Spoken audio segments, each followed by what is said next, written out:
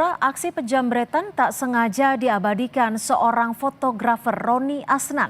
Dua pelaku jambret tertangkap jepretan kamera saat beraksi di area Car Free Day CFD Jakarta Pusat. Hasil foto Roni Asnan beredar di media sosial usai berhasil memotret dua penjambret di CFD. Keduanya mengendarai sepeda motor Matic berplat B3983 PFB warna hitam. Wajah salah satu pelaku sangat terlihat jelas tertangkap kamera. Pelaku diimbau segera menyerahkan diri. Ramainya informasi jambret di CFD membuat warga lebih waspada saat beraktivitas di hari bebas kendaraan.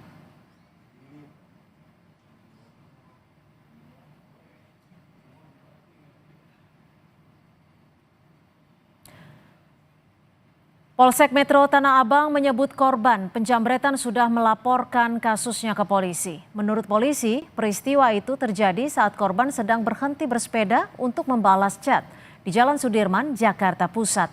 Tiba-tiba dua pelaku menjambret ponsel dan langsung kabur. Saat ini pihak kepolisian telah melakukan penyelidikan serta mengumpulkan data dan melakukan pengejaran kepada dua pelaku tersebut. Polisi meminta para pelaku untuk menyerahkan diri.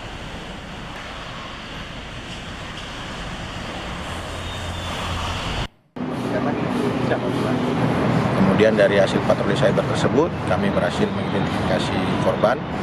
Kemudian anggota melakukan penyelidikan dan kami juga sudah menghimbau untuk korban membuat laporan polisi, dan kemarin sore korban sudah membuat laporan polisi dan tentunya kami tindak lanjuti.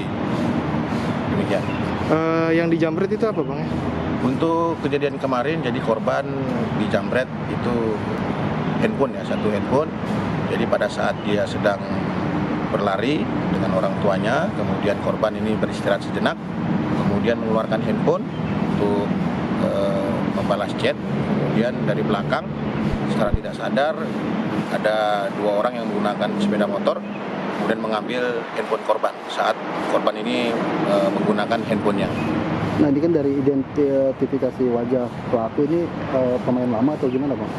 Ya, tentunya kami melakukan penyelidikan.